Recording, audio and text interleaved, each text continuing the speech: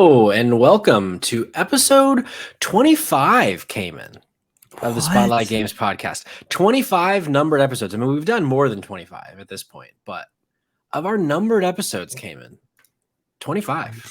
25. Man. How does that make you feel? Old. Yeah? Is that normal to feel old after this? You're so old. That voice you hear is my co-host, Cayman, my sweet man with a mustache the size of my ass. I don't know if I'd say it was that big. It's, Sure. if anything, non-existent. So, hey, it's there. It's. Something. I'm singing its praises. What you drinking there? I'm drinking the Adirondack sparkling water. Getting my seltzer on, non-alcoholic, by the way. How about that? It's look like at you, poor man's LaCroix. My little alcoholic, all grown up.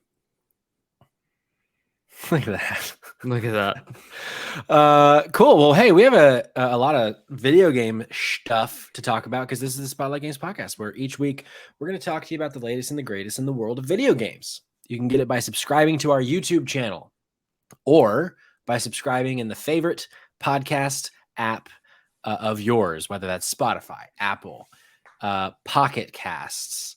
Those are the only three I can think of. Whatever it is, we should be there. And if we're not, let us know. And hey, while you're there, if your podcast app of choice supports ratings or reviews, we'd love it if you left us some of those because that helps spread the good word of our sweet little show, the gospel, as it were, Cayman. The gospel of Spotlight Games. Don't forget you can be on the show by emailing us your thoughts and questions to mail@spotlightgames.net, or you can DM us on Twitter @SpotGamesPod or on Instagram @SpotlightGamesPodcast. Cayman, we're on TikTok now. We are on Have we posted a single thing on TikTok yet? No. Do we know how to? I don't think so. I don't think we do. But we're there. So search for Spotlight Games on TikTok. Give us a follow.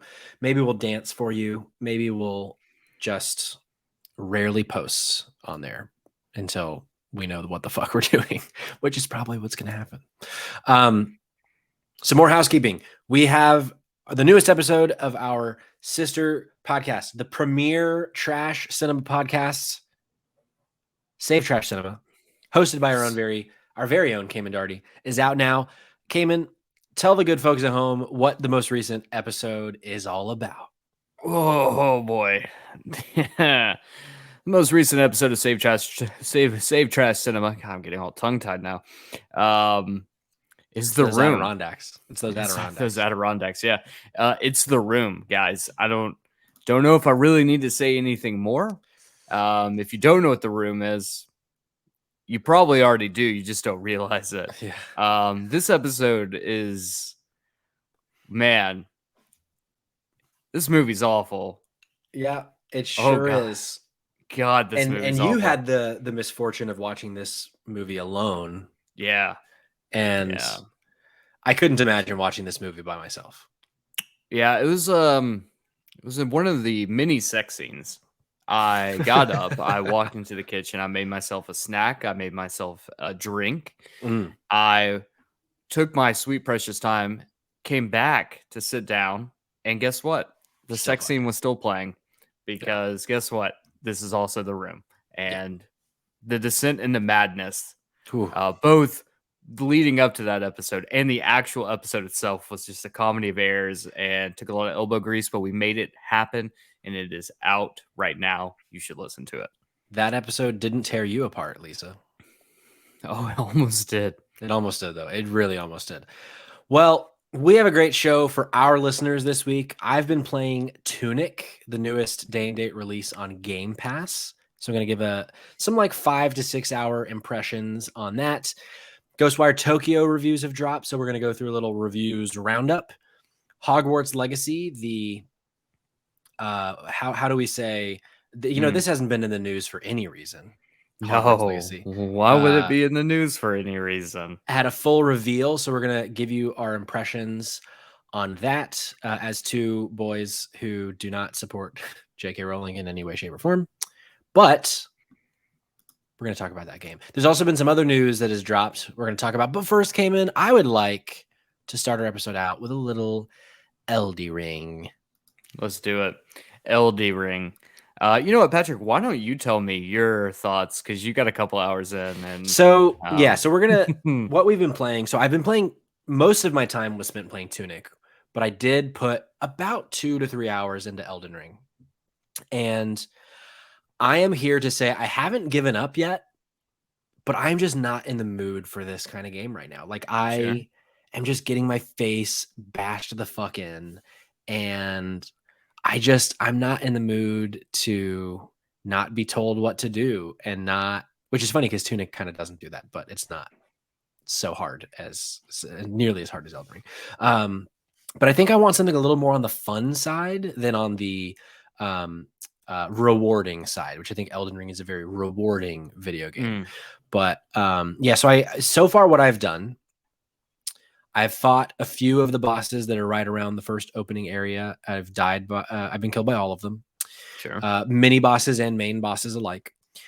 But I finally, what I was really having a problem with came in was the lack of any sort of direction it gives you, which a lot of people really like about the game. And I think in the right mindset, I will like that about the game once I can make any sort of progress. But I finally found this little like catacomb situation, some caves, went through, texted you some questions because I got a little stucky at a point.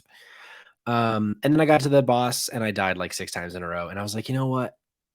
My head hurts, my eyes hurt. Why don't I just go play something cute? Sure. And that's where I'm at. I feel you. I am now 43 and a half, almost 44 hours in to Elden Ring. So didn't really put too much more time into it since the last episode. 14 hours is a lot of time, I suppose. For sure. But, for sure. Yeah, I'm currently at a position where I don't know where the fuck I am. I don't know what the fuck to do. And there's no sort of guidance whatsoever. Where I was before felt like I knew a little bit and I could make it happen. And now I don't know what the fuck is going on and I am completely lost. So I found a nice little farming spot that I can farm and get more powerful. I mean, I got to a point where I was in the same situation where just started, like, I went to a new area, started getting my teeth kicked in repeatedly. The game constantly skill checks you. Yeah. And it's like once you clear an area and you think like, hey, I'm making progress, the game just comes in with like an axe and just chops you down. Yep. Look, I'm not gonna lie. I'm gonna be completely open when I say that I've been using a guide, not frequently, but frequently enough. Yeah. And I'm in a position now where I'm going to have to use a guide again to figure out where the hell to go because I'm so lost.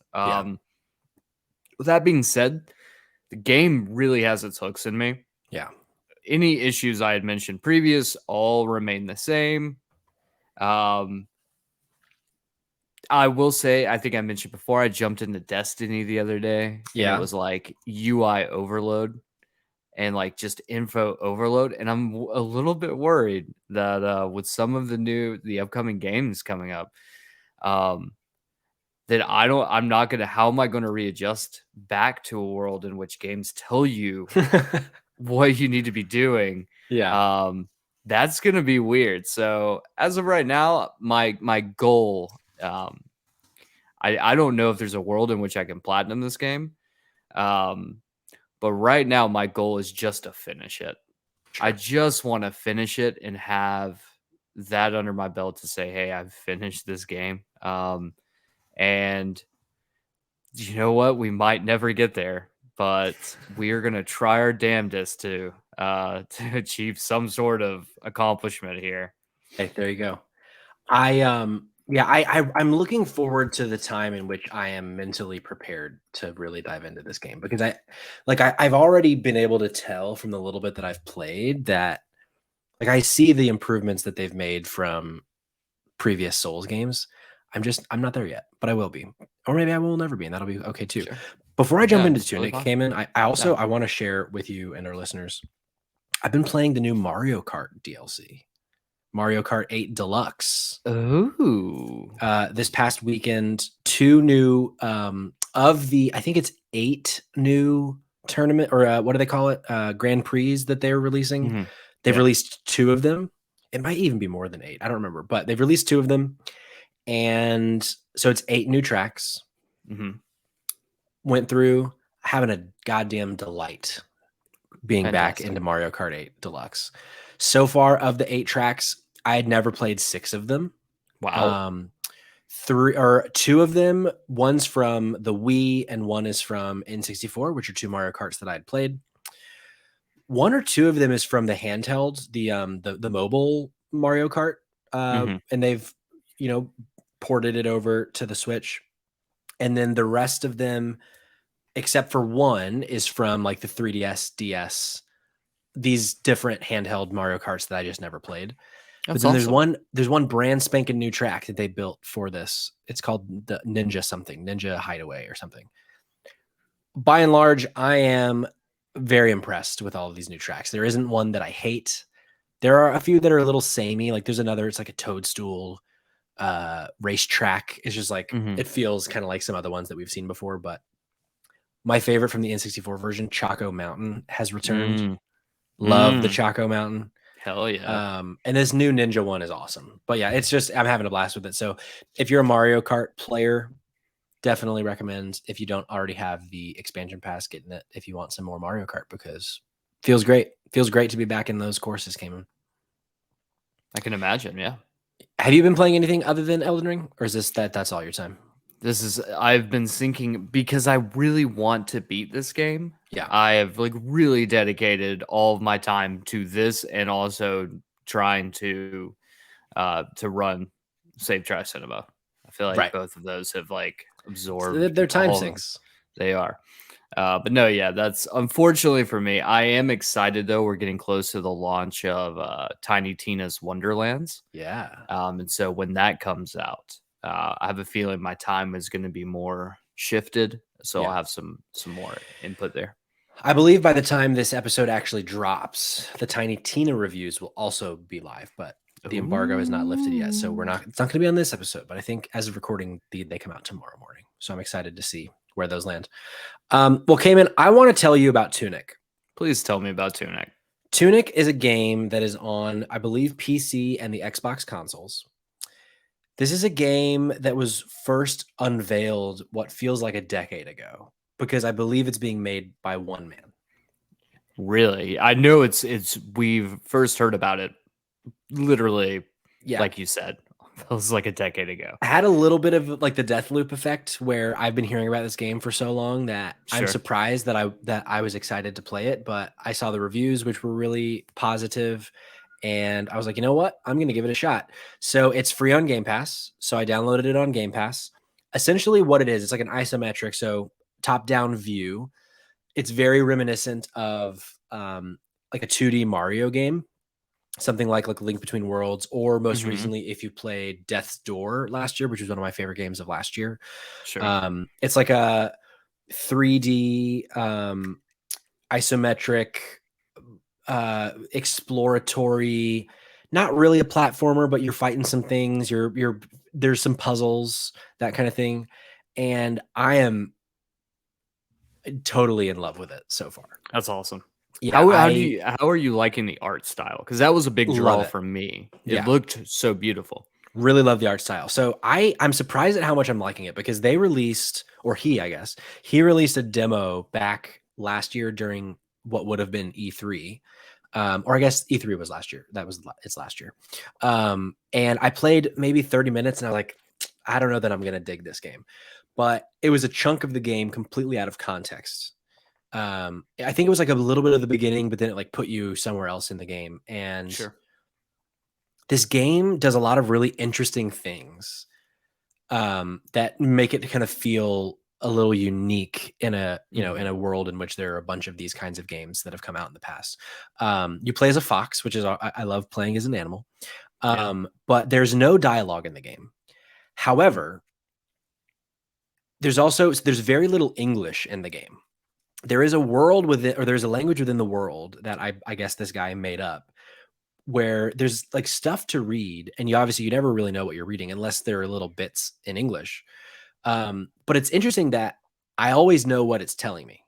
Mm-hmm. Like some of the design choices in this game, I think, are so well done. In that, at first, I was like, "Ooh, I'm not going to like this," but it very quickly won me over. Here's an example. There is no There's like a miniature menu in this game where you can equip things to either X, Y, or B. Things like potions, swords, that kind of thing. Outside of that, there isn't really much of a menu.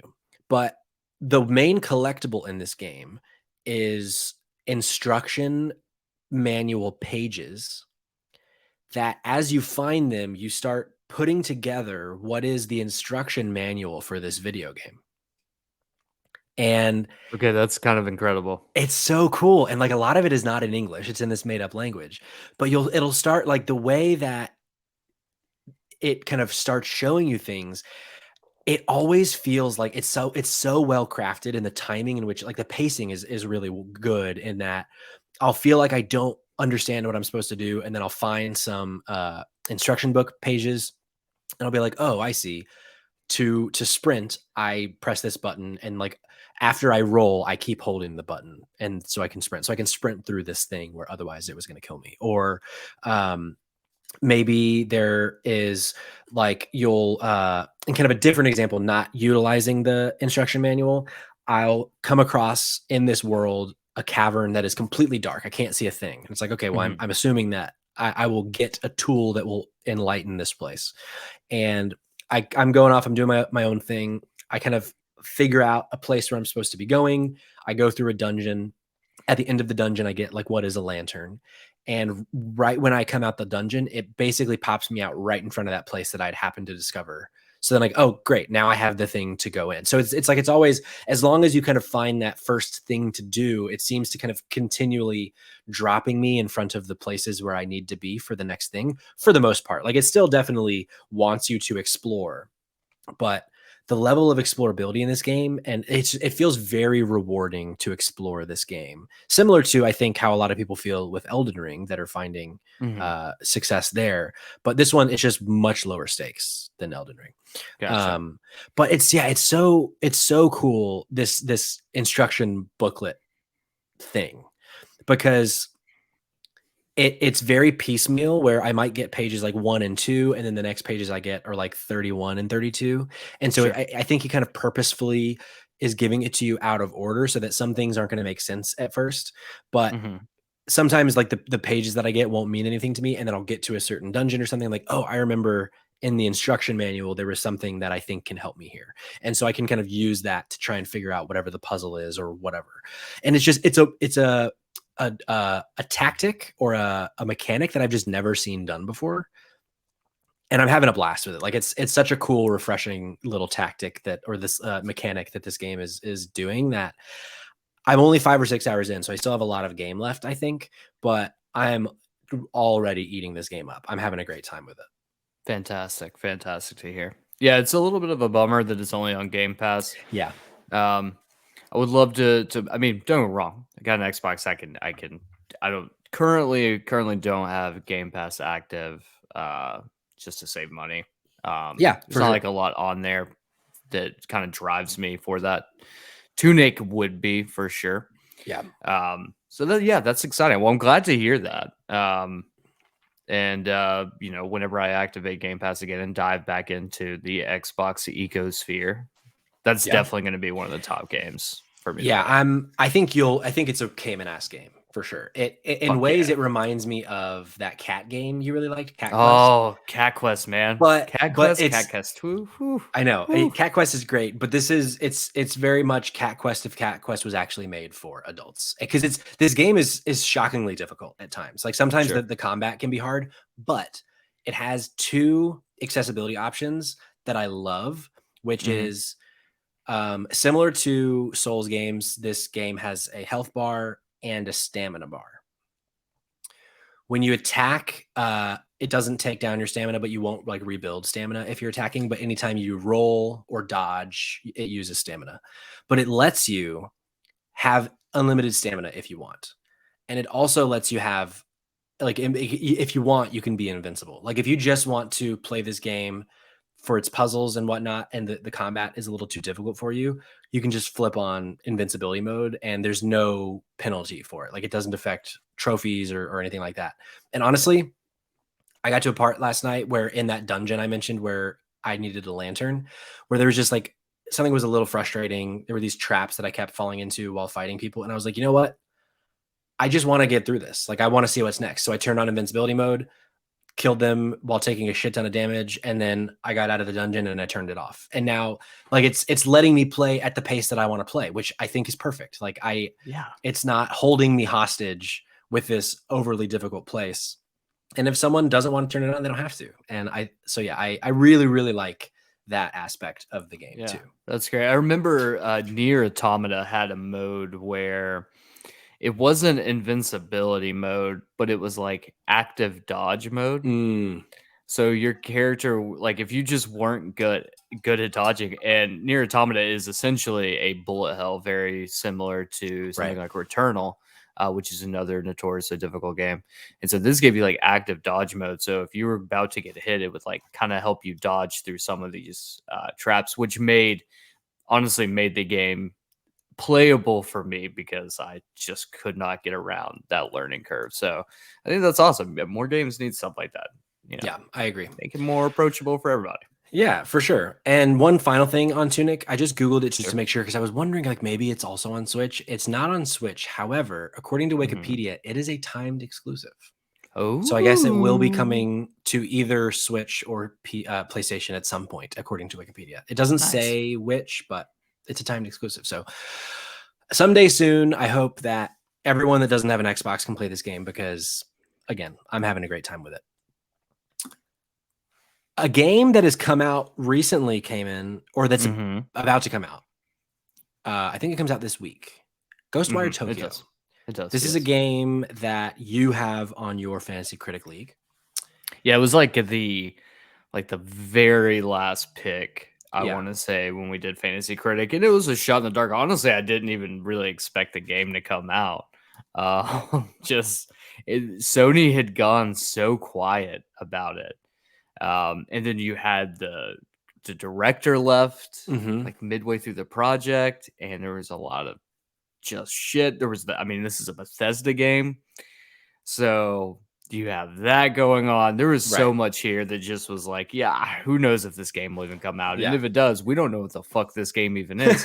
And you know what? Be completely honest with you, I still have no clue what this is, and I've watched plenty of videos on it. I agree. It's so interesting. I was in the same boat where I was like, I don't know that this game's going to come out because it was so silent for so long. And then they finally start showing, there was like a miniature state of play about it a few weeks ago. And I am shocked that this is an open world, like check boxes type video game. I had no idea that this is what it was going to be based on what they had shown us. Because as you mentioned, this is a Bethesda game. It's being published by Bethesda. It's being developed by Tango Gameworks, who... studio you were very fond of. I like them a lot too. They did Evil what is it called? Evil Within. Yep. The Evil Within franchise. There's two. Yeah. 1 and 2. And I loved the first one. I didn't get into the second one, but I hear it's very good. I just haven't gotten into it yet. Honestly, I was more into the second one than I was the first one, which is crazy. I don't know because it was like a more open world.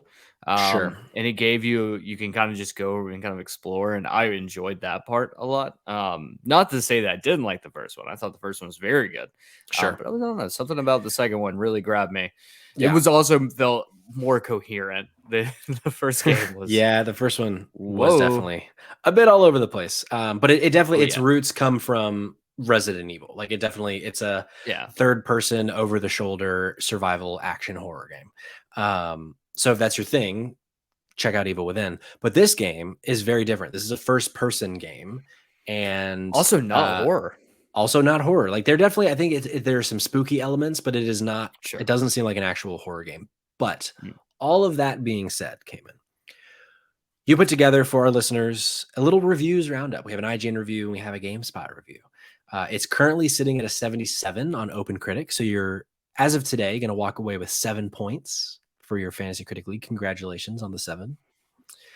Putting that into perspective with the 34 I got from Elden Ring is hard to swallow. You bastard. I'm thrilled. Honestly, when I first started putting the doc together, it was a 73 on OpenCritic, and I was like, good.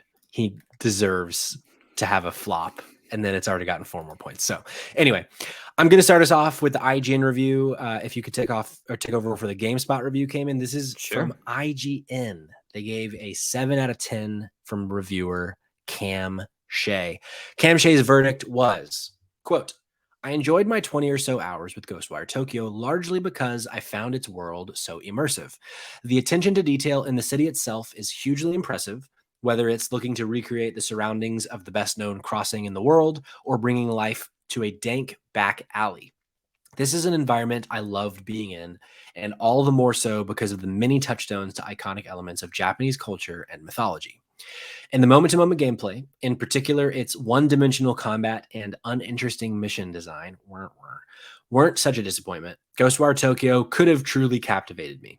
As it stands, the merely adequate stealth and action do little to add to this fantastic setting, but they don't diminish its brilliance either. So definitely doesn't sell me on this game, that verdict, but it's not negative. So this might be something that I get to down the line when there's a little bit more time on my hands, maybe if it goes on sale. But what did GameStop have to say for us, Kim? So this is what GameSpot had to say. This is their 8 out of 10 review by Richard Wakeling. He says, Ghostwire Tokyo doesn't reinvent the wheel when it comes to open world games, but its unique setting, tremendous attention to detail, and singular combat make it stand out amongst its contemporaries. The story stumbles and all of the side missions are particularly engaging, yet these aspects are easy to push to the back of your mind when you're using finger guns to tear through corrupted spirits and dazzling a plume. Shinji Mikami is a legendary director, but taking a backseat and letting new voices come to the fore has paid off. So definitely that seems. You sold me on finger guns? Oh yeah. You put finger guns in a game, baby, and I'm there day one. Except, did you? Okay, hold on. Did you ever get so if you played Dead Space and you beat the game in hardcore mode, which is you can't save, and you're also playing on the hardest difficulty, you unlock a gun with infinite ammo that is a foam finger, and every time you shoot it, Isaac it just goes pew pew pew pew. It's incredible. No way. I didn't know this. Yeah, so and they included it in Dead Space 2 as well. So when you told me finger guns, I think of one of my favorite horror games of all time. Yeah. So this excites me more. And like I said, there was a point a couple months ago, I legitimately did not think this game was going to come out anytime soon. So, coming in at a 7-8, which seems kind of the average right now with it. Yeah. It seems cool. I mean, the idea of, I think is it in Shinjuku? Let me double check Shibuya? that. Keep going. It might be Shibuya. So it's set in a very populated area of Tokyo.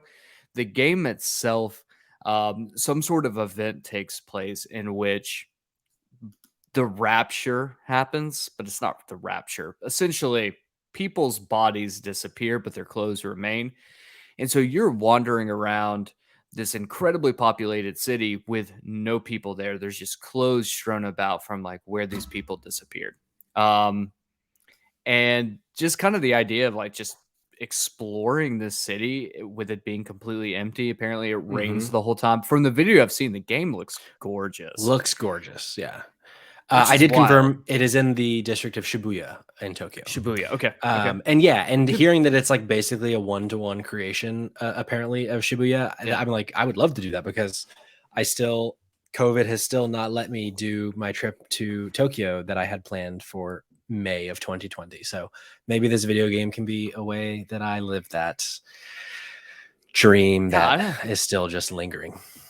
I know. I think the last time there was a game, and I could be completely wrong on this. I think the last time there was a game set in Shibuya was Persona 5. Mm-hmm. Mm-hmm. Which Persona 5, I mean, they give you a very limited cartoonish world to Right. explore, but that, part of the allure and charm of the Persona games is that Yeah. it's the being able to kind of walk around the city streets and kind of, have the slice of life. For Um, sure. this obviously is not going to be your standard slice of life, but just being able to kind of explore that. I mean, there's games like the Division 2, where it is just like an absolutely massacred version of New York Times Square and in Washington D.C., and it's completely empty and barren. Like that, I don't know what it is about that, but that, like, I like that.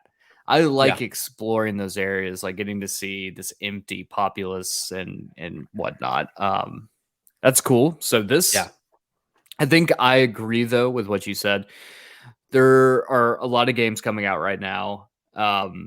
My attention is obviously with Elden Ring, but from there it's going to shift over to Tiny Tina's Wonderlands. That's something I'm just personally very excited about. So it sucks because this is going to take a backseat for me.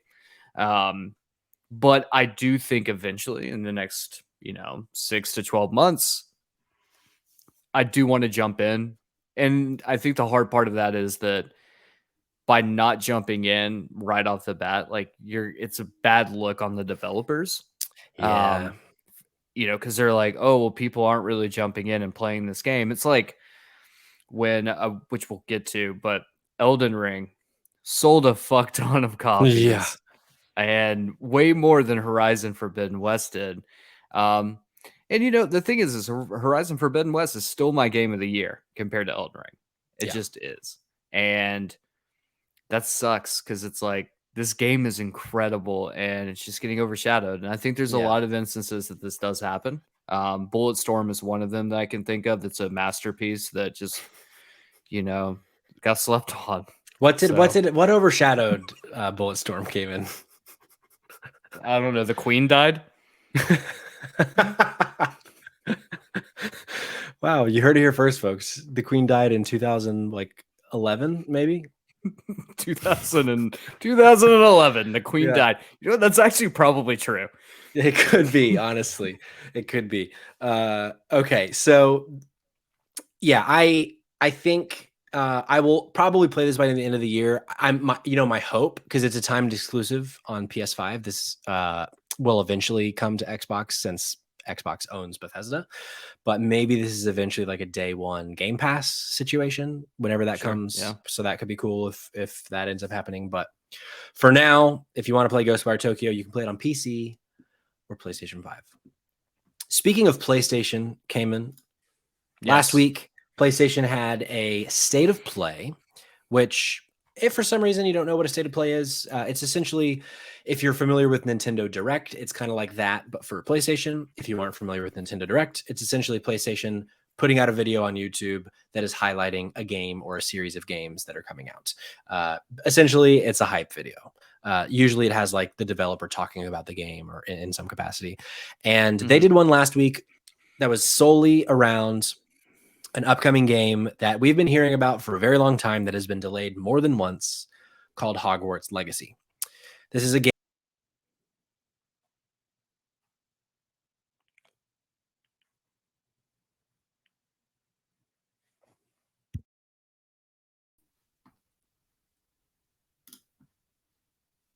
Can you hear me? I can, yeah. This is a game being developed by I just clicked leave studio somehow for some reason. I don't know. I guess my mouse was over it and I just clicked it. This is a game I'm probably leaving all of that in, by the way. This is a game developed by Avalanche Studios, who are they the ones that did Mad Max? Do you know? They are. Yeah.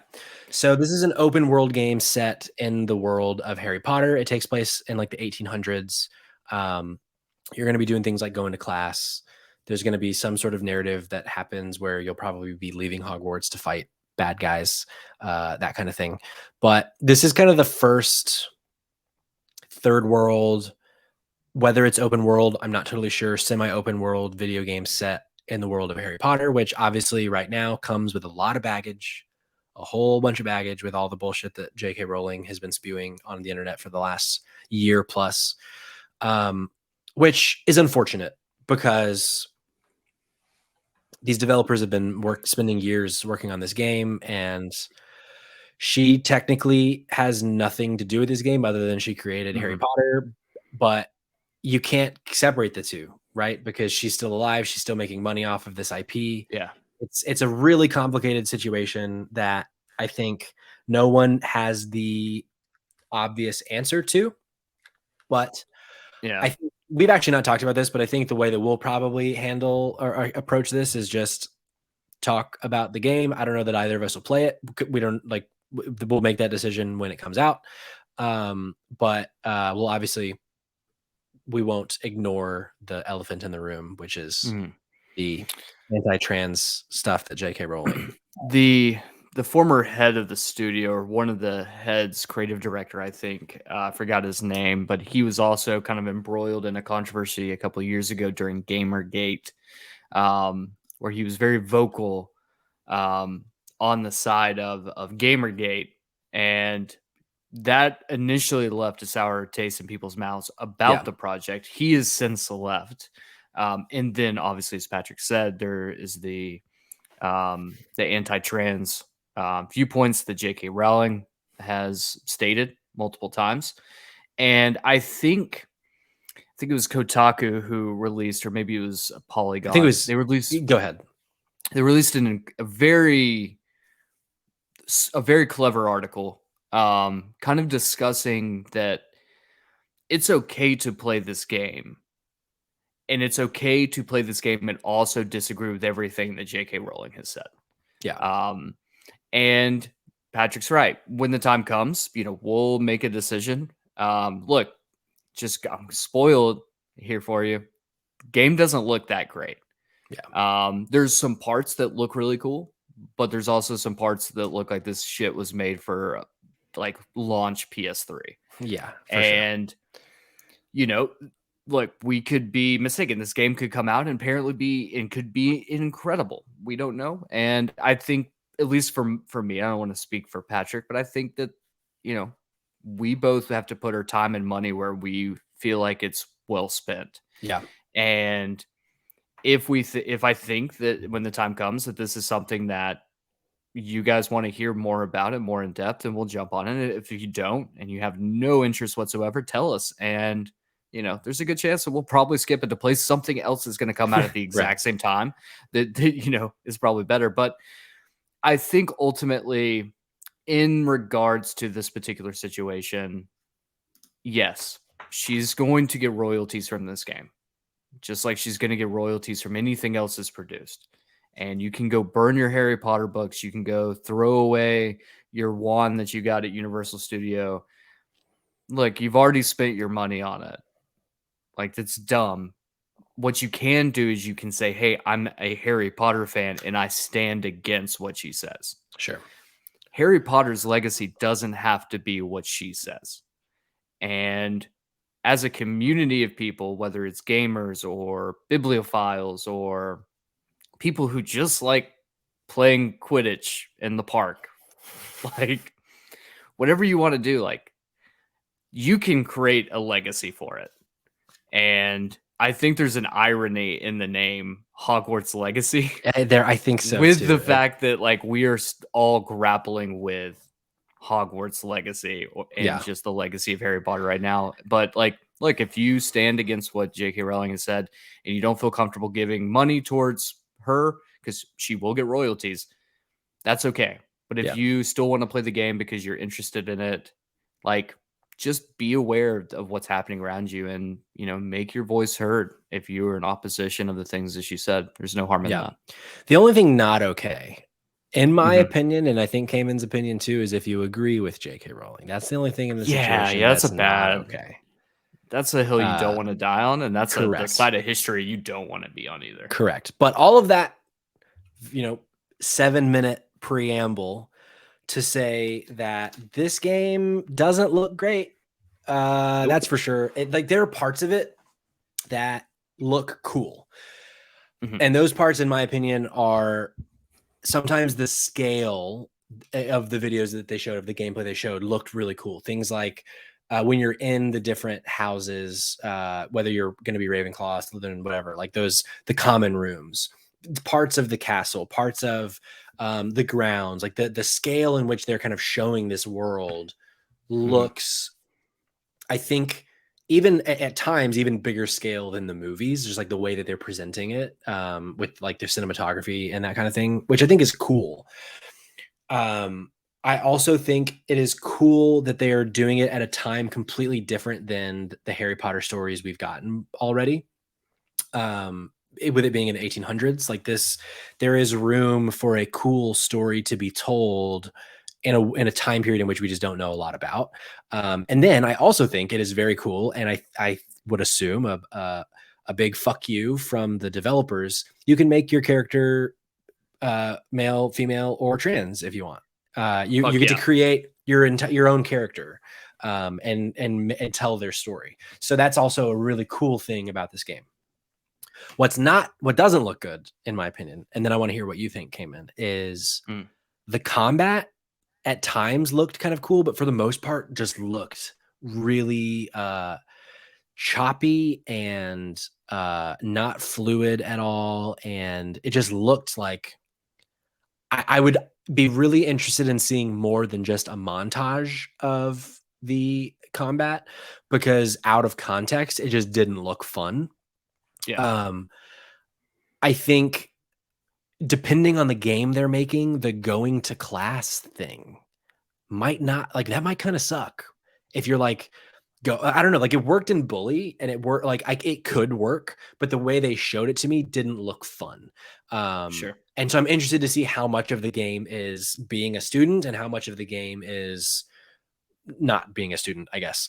And then the graphics just didn't look very good. Like the character models looked, like you said, kind of like this is a PS3 game. Yeah, which isn't good. And it really could boil down to that the gameplay they showed us was from an alpha build. It could just be that it's not polished yet.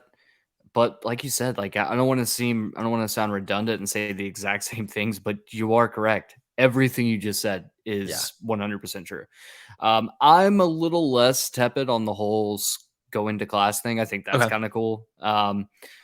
I think that if it's implemented correctly, that could be really interesting. If it's like, hey, if you want to build your character to be more focused on a certain way, then you're going to attend more of these classes, right? And you can build your character, because something like Horizon Zero Dawn or Horizon Forbidden West, it doesn't really matter what your playstyle is. By the end of it, you're going to max out everything. Yeah. And so and that's what I like about Elden Ring is that you can't do that. Like, unless you sit there and farm for, a year and a half to get enough runes to be able to max out stats, you just can't. And so, like, buying into a build, like, this is the way I want to play the game, this is how I want to do it, I think that would be a really cool method. But everything else you said is absolutely correct, and I really have nothing else to say on that one. Great. Well, yeah, I mean, I'm the only other thing to mention is supposedly, we'll see if this actually hits, it's supposed to be coming out holiday 2022. I think no chance in hell. No chance in hell. No chance in hell this game comes out 2022. I will say that if they think, because of all the backlash, that it might flop, because they just pushed Suicide Squad, and could be. Do we have any? I mean, I know they said that the Gotham Knights is coming. Have they officially delayed Gotham Knights again? Not at the moment. They have not officially delayed it. I think they might have even given a month release window, but I don't think we have an actual date yet. Gotham Knights. I could see, if they think that this is going to flop, I could see them pushing it out in the holidays, because if they don't have anything else to push out, why not? Yeah. October 25th. Okay, then. Yeah, if Gotham Knights comes out, I highly doubt we'll see this game this year. And if anything, it'll probably be one of those March, April games that kind of just gets pushed off when it's a little slower and not many people are paying too much attention. Yeah. I could even see, depending on how February pans out, because February this year was super packed, but it's not always a super packed month for video games. So I could see it potentially also being like a February drop if they just want to add a few more months to the window. But yeah, I we would will say see. money's on God of War getting delayed, and it's showing up in February. So great point, actually, really, really good point. So we'll see what happens there. Got a little surprise story for you here, Cayman. Something that I forgot to put in the doc. hit me, That I bud. want to talk about. The Witcher has announced a sequel, and by The Witcher, I mean CD Projekt Red. So this is one half of one of my predictions from our predictions episode, top of the year, when I said they would officially announce they are not making the next gen port for Cyberpunk anymore, and that they have moved on to full development for The Witcher. Well, they released Cyberpunk next gen patch, and now they are also announcing that they are working on The Witcher's next game in the series. So I'm pulling this from CD Projekt Red's blog. Essentially, there's not a whole lot to read here. It's just like, hey, we're working on a new Witcher. The main thing is they don't say if it's a direct sequel. They say right now it's just called The Witcher, and then underneath it says a new saga begins. And the only other real details they've given us is that they're moving from Red Engine, which is what they built Cyberpunk in, to Unreal Engine 5, which for those of those listeners that have been around our block before, we talked about several episodes ago now, that Unreal Engine 5 demo for the Matrix. So it's going to be built on that same engine that we talked about there, which is really cool. First thing to say, do not get your hopes up. This game will be coming out anytime soon. Anytime soon. To the point that I would say my prediction is this game won't be out until 2029 or 2030 at the earliest. Woo. Going from an engine that you built to Unreal Engine 5, which I do want to preface by saying there still is not a singular game outside of a tech demo. There is no actual game that's been released yet with Unreal Engine 5. So think about that. Moving from you just built a brand new engine to run this game, ditching it to jump on. This is at this point, be hard pressed to say that this is a non-story. You can get hyped, but let's be honest, this means absolutely nothing for another 3 or 4 years. Correct. This is simply okay. The Witcher season 2 came out a few months ago. Maybe we didn't get as much buzz around the Cyberpunk patch that we wanted. So what can we do to get a little goodwill and a little excitement from the gaming community? And that's to say that they're making a new Witcher, which it's kind of like Grand Theft Auto 6. They have not, well, technically they've kind of said they're working on Grand Theft Auto 6, but even though we don't know anything about Grand Theft Auto 6, we all know that they're making Grand Theft Auto 6. We all know they're making The Witcher. Yeah. But they've said, so I at least wanted to mention it. But because we both really loved The Witcher 3. So I can't remember when they released the first teaser for Cyberpunk, but I want to say it was around the time that Witcher 3 came out, maybe before the launch of Witcher 3, actually.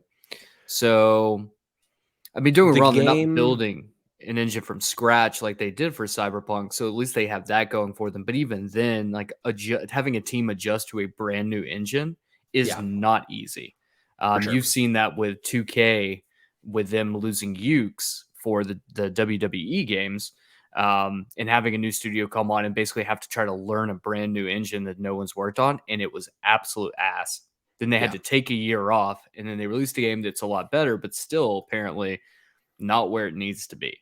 So you can imagine. I don't think CD Projekt Red's going to make the same mistake they made with Cyberpunk this time around. So if anything, I think this thing is probably not going to be announced an actual release date until it's almost ready to come out.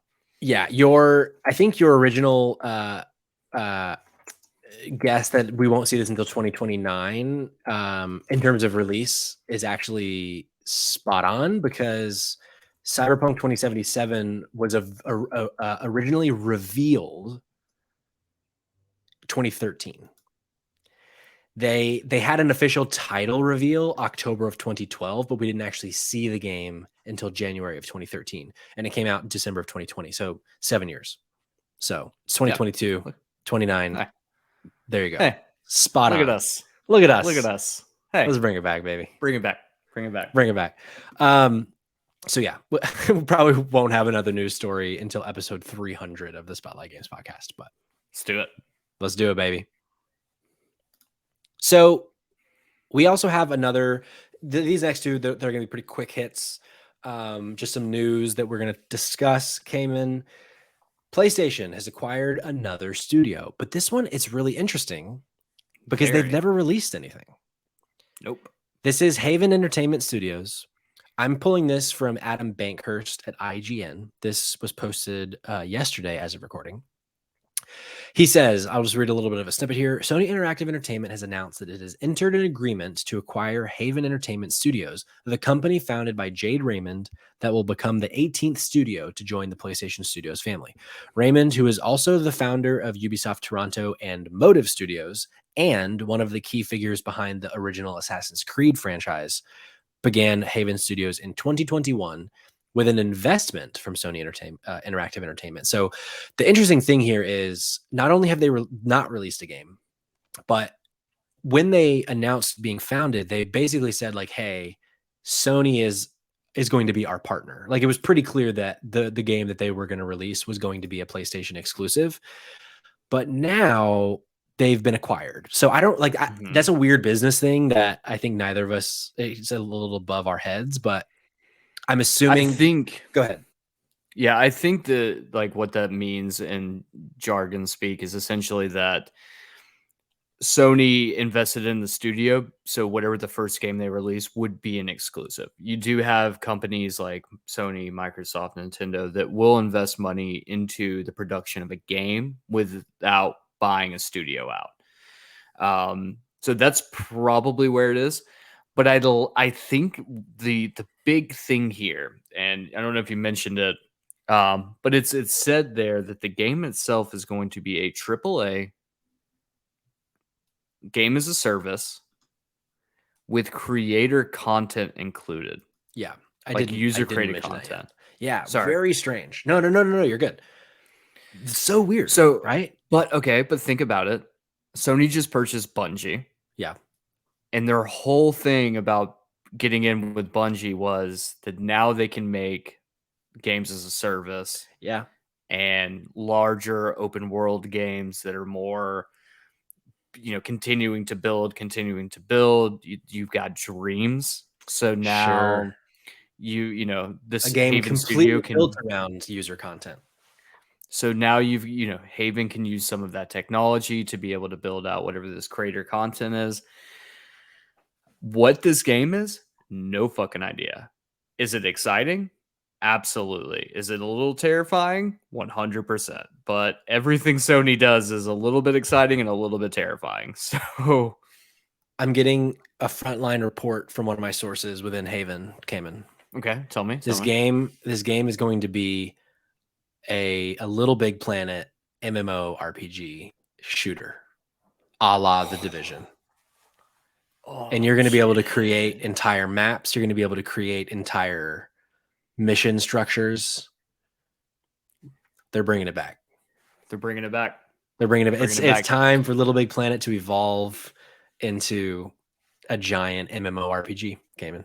Simple as that. You know what, man? Like, if you give me Sackboy and you're like, you can dress up your Sackboy however the fuck you want, and it's an MMORPG, I'd be like, yeah, 100% sign me up. Like, I don't.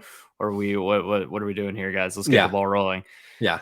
But yeah, I mean, outside of that though, like unless Haven or Sony announces more about whatever this game is, there's really nothing else to report. Just the big news is that they did purchase another studio.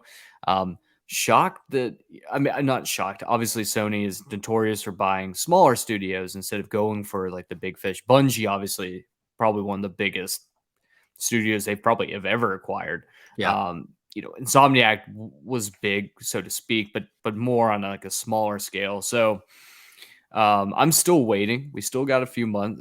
We still got several months before the year comes to a close. I'm still expecting Sony to announce one massive acquisition, and I still think it's a really good chance it'll be Square. Could be. A huge chance it'll be Square. Could be. There's only one way to find out, Cayman. I've been right before, so hey, that's right. That's correct. Well, Cayman, we're at our last story of this jam-packed. Can I just say this has been a jam-packed. Yeah. This has been This a is Atlanta jelly-packed traffic episode, baby. Ooh, it's a Thursday. It's a Friday at about 5:45 p.m. on. Oh, everybody's 75. trying to get home. Everybody's trying to get home, baby. Someone on 75 decided to look at their cell phone and merge lanes at the same time. And guess what? Everyone is now going to sit here for 4 hours. We all live here now. We all live on 75. I'm going to we should put a Chick-fil-A like in the middle of 75 because that would be fantastic. Like, honestly, I think that would help. There is a highway in Chicago where you can just jump, like it's within the actual interstate. There's a McDonald's that you can just pull into a line on. If you go to down in Florida, if you take it's like this whatever this huge highways you have to take, they have like pull off stations where they've got like Dunkin' Donuts, Wendy's, and like Baskin Robbins, like all together in a gas station, and it's like it's every like 10 miles. It's perfect. There's a lot wrong with Florida, but that ain't one of those things. Whew. Yeah, there's a lot wrong. That ain't one of those things. Not one of them. Well, Cayman, you, me twice, because I bought 2 copies of this game, technically. One to give to our listener, which I still need to ship to Cody. Cody, if you're listening, I haven't shipped it yet, but I will, I promise. Elden Ring has sold 12 million copies already. This story is also coming from Adam Baker's at IGN. Cayman, this game came out less than a month ago, and it's already sold 12 million copies. And this is as of the 15th of March. This was a week ago. So let me tell you why I think it has. There's an allure to Souls games. It's the forbidden fruit.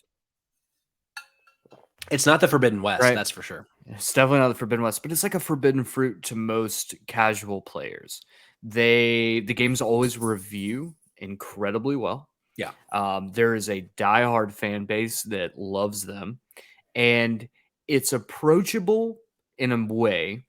So people will try to play them because it's not like you're being like, hey, you now have to learn the intricacies of Warhammer or some shit like that, right? Right. So the thing is that there's a bunch of people who've always wanted to play a Souls game, but they're too difficult, not approachable enough, and they just can't do it, which is totally understandable because I was in that boat too. However, Elden Ring is the most approachable of any of their games, and it implores you to explore, to get better gear, and it basically guides you in a manner in which you do get better with time. And if you just put a little bit of energy and effort into it, you can get through the big bosses, and it feels great. Yeah. And so it is the most approachable Souls game that has ever been released. And I think that's the drive in the lore, right? I think so. And I don't remember if I heard this on a podcast, if I saw it on Twitter. I forget exactly where I got this, but someone said, somewhere on the internet someone said, hell yeah, that Pornhub. It might have been Pornhub. It was in the comments of Pornhub. Yeah, Pornhub.com/Elden Ring. I mean, hey, Elden Ring, the #1 video game for cock rings. Okay. Look, if you're maidenless, hey, Pornhub. There you go. Someone said, and I think they are spot on by saying this, the Souls franchise is a little bit different than other video game franchises because the data suggests when you become a fan, you don't go away. Like with Call of Duty, you might jump in every now and then. With Madden, you might wait a few years, whatever. But with this, because they don't come out that often and they're just so different than other games, typically they only grow. Like when you look at sales for all of the Souls games, every single one sells better than the last. It's not like there's never really been one that's just dipped in sales a huge amount. And it's because like once you've kind of tasted the Kool-Aid and you like the Kool-Aid, you just want to get the Kool-Aid again next time the Kool-Aid's released. So sure. I think that's another really big part of it. And then, of course, they've spent a shit ton of money on marketing. George Martin's Yeah. involved. Like there are those kinds of things. And it's also when you go to like TikTok right now, there are like 40 million Elden Ring videos. It's like the number one talked about video game on social media right now. So that kind of shit, it's just like guerrilla marketing from people playing it and wanting to talk about it on social media. That is also, I think, a really big driver here. But I can't believe 12 million copies from February 25th to March 14th. That's 21 insane. days. No, That is insane. that's 17 days. That's like Call of Duty numbers, but bigger. Yeah. Unheard of. Look, I mean, this is incredible for FromSoft and Bandai Namco. Essentially, the profits that they've made from this game will fund the next 7 fighting games that Evan Brando likes. You know, Hey, can't shake a stick at that, can you? You can't shake a stick I at think that. I think it's fantastic, and I also think like the game, it deserves the praise it gets. Yeah, there's obvious flaws and issues I have with it, but I think overall, like if you've been on the fence about a Souls game, this is the way you're gonna get. This is how you're gonna get into Souls games. I'm not sure if I will be able to play any previous Souls games because those games are very different than this. But yeah, you know, the mechanics and whatnot, I think it adds up, and good on From. I mean, congratulations. That's fucking incredible. Yeah. It's unfortunate that it came at the cost of Horizon Forbidden West. Yeah. Having another launch that was just up against a game that's going to change the way video games are made forever. I'm willing to bet we don't hear Horizon. Jesus Christ, something just fell. I'm willing to bet. I'm willing to bet that we don't hear Horizon numbers for a minute because it's not going to be 12 million copies. But yeah, so final thing on this, as a for reference, the fastest selling Souls game prior to this was Dark Souls 3, and it sold 3 million copies in about a month. This sold 12 million in 17 days. Whoa. Yeah. Whoa. Yeah. That's their last game, Sekiro Shadows Die Twice, sold 2 million copies in 10 days, which is good, but this is 10 more million copies than that with 7 more days. Anyway, the numbers are crazy. It's awesome. Yeah. Congratulations From Software. Yeah, that's nuts. I mean, honestly, like I think what's crazier about it is like if you were to tell me that this happened like in, you know, towards the middle in the summertime of 2020, I'd be like, that makes sense. Because people are locked up, they're at home, they're not. Like we're kind of getting out of the pandemic now. Lives are getting back to normal. So, and interesting shit. I know it's also interesting because even though this game I think was very it was like the hype for this game leading up to release was high, but I always look at that kind of thing with a bit of a grain of salt because we follow this industry so closely. I wouldn't have expected this game to sell 12 million copies. Like if you came to me a month ago and said, "Hey, this is about to sell 12 million copies," I was like, "No, fuck you. No, it's not." Like that. That's insane. It's a Souls game. Like why would it sell 12 million copies? But here we are. Here we are indeed.